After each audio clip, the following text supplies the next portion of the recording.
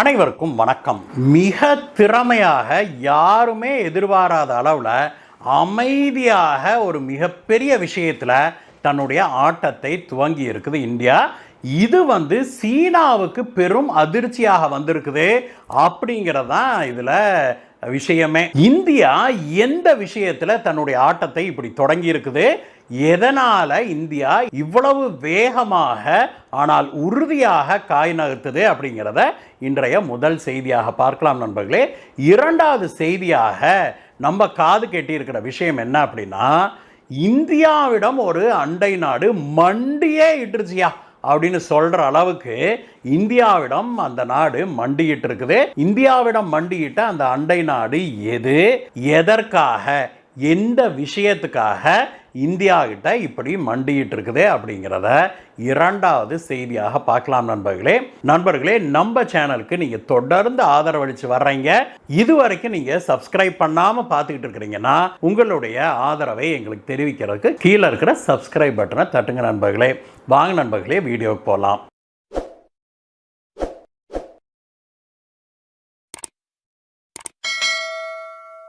நண்பர்களே, பங்களாதேஷில் புதிய ஆட்சி அங்கே அமைந்து ஒரு சில நாட்கள் தான் ஆகுது. ஆனால் அதற்குள்ளாக இந்தியா பங்களாதேஷில் அடித்து ஆட தொடங்கி இருக்கிறத பார்க்க முடியுது. இந்தியா தன்னுடைய ஆட்டத்தை தொடங்கிருச்சு அப்படின்னு சொல்லி பங்களாதேஷுடைய பத்திரிகைகளே இதை பெரிய விஷயத்தில் எழுதி வராங்க. கடந்த சில நாட்களுக்கு முன்பு அந்த நாட்டை பிடிச்சிருந்த 7.5 மெல்லமாக விலகுச்சு அப்படிங்கிற பார்த்தோம். நான் சொல்கிறது எதுன்னு உங்களுக்கு புரிஞ்சிருக்கு நண்பர்களே. கடந்த 1.5 ஆண்டுகளாக ஆட்சியை பிடிச்சுக்கிட்டு உட்கார்ந்துருந்த அமெரிக்காவுடைய கைப்பாவையான யூனுஸ் அப்படிங்கிற ஆள் தான் பங்களாதேஷை 7.5 போல பிடிச்சி ஆட்டிக்கிட்டு இருந்தாரு. ஆனால் மக்கள் எல்லாம் கொதித்து ஆரம்பிச்ச பிறகு வேற வழியே இல்லாம மனுஷன் எலெக்ஷன் அனௌன்ஸ் பண்ணிட்டு எலெக்ஷனையும் நடத்தினாரு.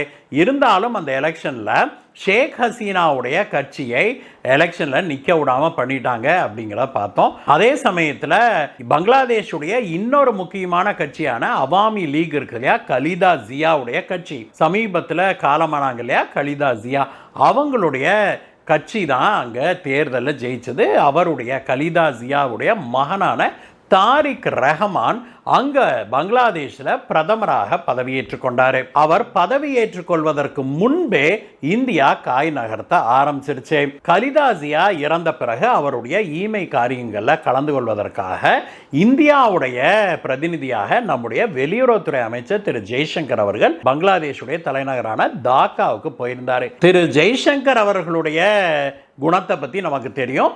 பங்களாதேஷ் போனவர் அப்பொழுது அங்கே எந்த விதமான ஆட்சியிலையும் இல்லாத தாரிக் ரஹமானை மரியாதை நிமித்தமாக சந்தித்து உங்களுக்கு இந்தியாவுடைய ஆதரவு உண்டு, நீங்க என்ன வேணும்னாலும் எங்களை கேளுங்க அப்படின்னு சொல்லி அவர் சொன்னதாக சொல்லப்படுது. அது மட்டும் இல்ல, பாரத பிரதமர் திரு நரேந்திர மோடி அவர்கள் சில விஷயங்களை சொல்ல சொன்னாரு அப்படின்னு சொல்லி ஒரு சில விஷயங்களை தாரிக் ரஹமானிடம் ரகசியமாக ஜெய்சங்கர் அவர்கள் சொல்லியிருக்கிறாரு. அதற்கு பிறகு தாரிக் ரஹமானுக்கு, அதாவது கலிதா ஜியாவுடைய மகனுக்கு ஒரு மன மாற்றம் ஏற்பட்டது அப்படின்னு சொல்றாங்க. ஏன்னா அதற்கு முன்னாடி வரைக்கும் எப்போதுமே பங்களாதேஷை பொறுத்த வரைக்கும் இந்த கலிதா ஜியாவுடைய கட்சி ஆன்டி இந்தியா, அதே சமயத்தில் ஷேக் ஹசீனாவுடைய கட்சி ப்ரோ இந்தியா, இந்தியாவுக்கு ஆதரவாக ஷேக் ஹசீனாவும் எப்போதுமே இந்தியாவுக்கு எதிராக கலிதா ஜியாவும் நடந்து கொள்வது வழக்கம். திரு ஜெய்சங்கர் அவர்கள் கலிதா ஜியா மகனை சந்தித்த பிறகு அந்த இந்திய எதிர்ப்பு மனப்பான்மை கொஞ்சம் கொஞ்சமாக மாறுச்சு அப்படின்னு சொல்லி சொல்றாங்க. அதற்கு பிறகு நடந்த தேர்தலில் தாரிக் ரஹமான் ஜெயிச்சு பிரதமரும் ஆயிட்டாரு.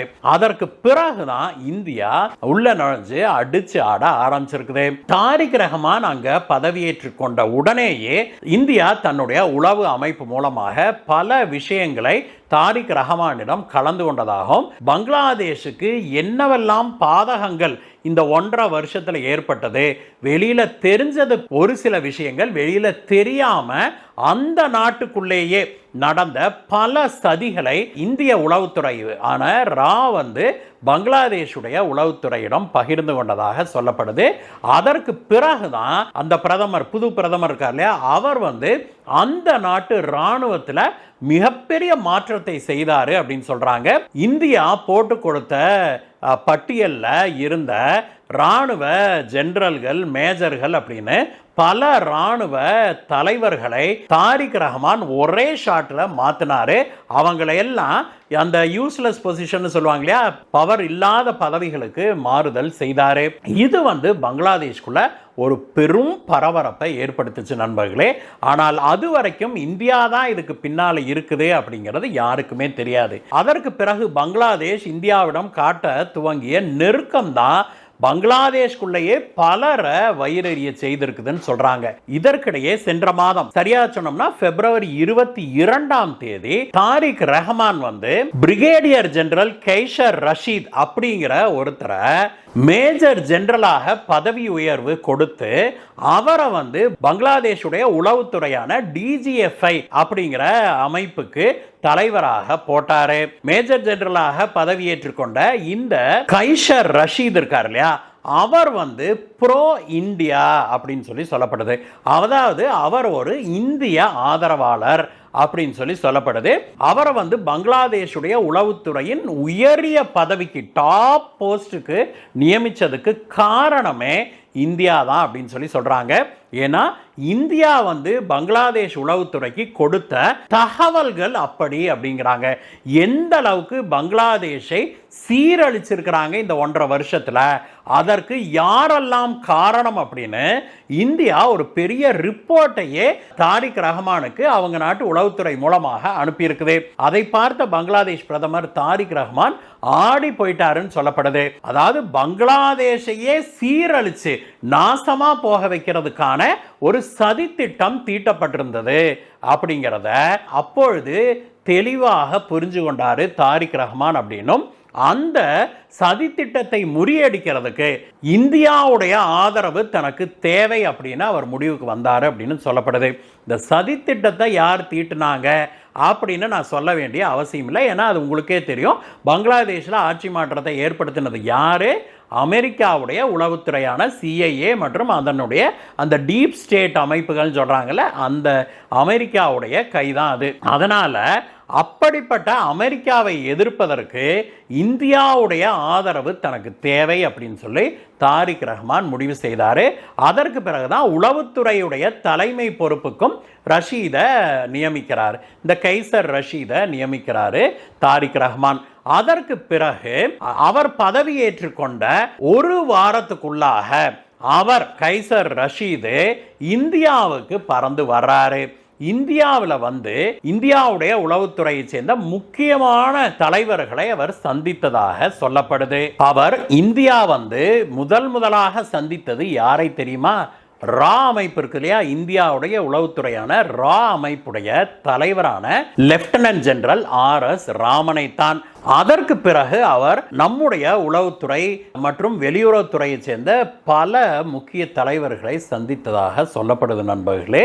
இந்த பயணம் மார்ச் 1, 2 ஆகிய 2 நாட்கள் நடந்திருக்குது. மார்ச் 2 மாலை ஒரு பிரைவேட் டின்னர்ல இந்தியாவுடைய உளவுத்துறை தலைவரும் பங்களாதேஷுடைய உளவுத்துறையுடைய தலைவர் இருவரும் சந்திச்சு ரகசியமாக பல விஷயங்களை பேசியதாக சொல்லப்படுது. அந்த சமயத்தில் பங்களாதேஷில் இன்னைக்கு என்ன நிலைமை இருக்குது அப்படின்னு அவங்க நாட்டு உளவுத்துறை தலைவர் நம்மிடம் அப்டேட் பண்ணியிருக்காரு. அப்பொழுது இந்தியாவுடைய உளவுத்துறை தலைவர் ஒரு பெரிய ரிப்போர்ட்டே கொடுத்துருக்கிறாரு. அதில் பங்களாதேஷில் எங்கெல்லாம் ஆன்டி இந்தியா ஆக்டிவிட்டீஸ் நடக்குது, அதாவது வடகிழக்கு மாகாணங்களில் தீவிரவாதத்தை தூண்டுவதற்காக பங்களாதேஷில் இந்திய பங்களாதேஷ் எல்லையில் காடுகளில் ஒளிஞ்சுக்கிட்டு அங்கே தீவிரவாதிகளுக்கு பயிற்சி எல்லாம் அளிக்கப்பட்டு வந்திருக்குது அப்படின்னும், அது எங்கெல்லாம் நடந்து கொண்டிருக்குது, அது மட்டும் இல்லை இந்தியாவுக்கு எதிராக என்னென்ன மாதிரியான விஷயங்கள் பங்களாதேஷில் நடந்து கொண்டிருக்குது அப்படின்னு புட்டு வச்சாரு அப்படின்னு சொல்லப்படுது. அது மட்டும் இல்லை, இதற்கு முன்பு இருந்த பங்களாதேஷுடைய தலைமைக்கு ஷேக் ஹசீனா அவருடைய தாரிக் ரஹ்மானுடைய எதிரியாகவே இருந்தாலும் கூட அப்பொழுது அவர் அந்த நாட்டுடைய பிரதமர்.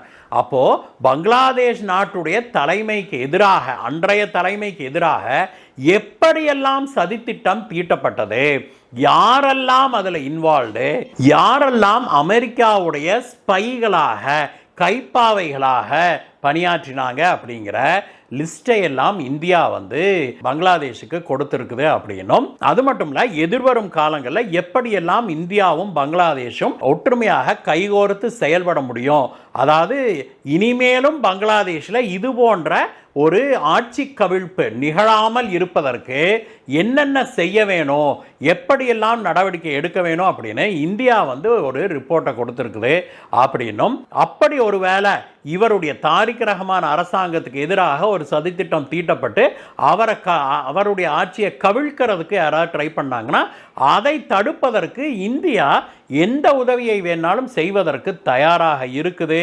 அப்படின்னும் அவங்களுக்கு சொல்லப்பட்டது. இந்த விஷயம் இந்தியாவுக்கும் பங்களாதேஷுக்கும் இடையே ஒரு புதிய நல்லிணக்கத்தை ஏற்படுத்தி இருக்குது அப்படின்னும், இந்திய பங்களாதேஷ் ரிலேஷன்ஷிப்ல ஒரு நியூ பிளட் ஓட ஆரம்பிச்சிருக்குது அப்படின்னும் செய்திகள் சொல்லுது நண்பர்களே. இது வந்து பங்களாதேஷுடைய பிரதமரான தாரிக் ரஹ்மானுக்கு ரகசியமாக கொண்டு சேர்க்கப்பட்டது அப்படின்னும், அவரும் அதை ஏற்றுக்கொண்டு இனிமேல் இந்தியாவோடு கைகோர்த்து செயல்படுகிறோம் அப்படின்னு சொல்லியிருப்பதாக செய்திகள் உலா வருது. இந்த விஷயத்தில் ஒன்றை வந்து நம்ம கவனிக்கணும் நண்பர்களே, இப்பொழுது பங்களாதேஷ்க்கும் இந்தியாவுக்கும் காமன் எனிமி அமெரிக்கா தான் அப்படின்னு முடிவு செய்யப்பட்டிருக்குது, சீனா அல்ல அப்படிங்கிறது முடிவாகி இருக்குது. ஒரு பக்கம் இந்தியாவுக்கும் சீனாவுக்குமான உறவுகள் நாளுக்கு நாள் அதிகமாக மேம்பட்டு கொண்டே வருது. சீனாவும் என்ன முடிவுக்கு வந்திருக்குது, அமெரிக்கா தான் நமக்கு காமன் எனிமி, இந்தியாவை விட அமெரிக்கா தான் நமக்கு ஆபத்து அப்படின்னு சீனாவும் முடிவுக்கு வந்திருக்குது, இந்தியாவும் முடிவுக்கு வந்திருக்குது. அதனால நமக்குள்ள இருக்கிற பங்காளி சண்டைய பகையை கொஞ்ச நாளைக்கு தள்ளி வச்சுக்குவோம் அப்படின்ட்டு அதை பேசி தீர்த்துக்கலாங்கிற பேரில் அவங்க தள்ளி வச்சுக்கிட்டு இருக்கிறாங்க. இப்போதைக்கு இந்திய சீன உறவுகள் சுமூகமாக போய்கொண்டிருக்குது.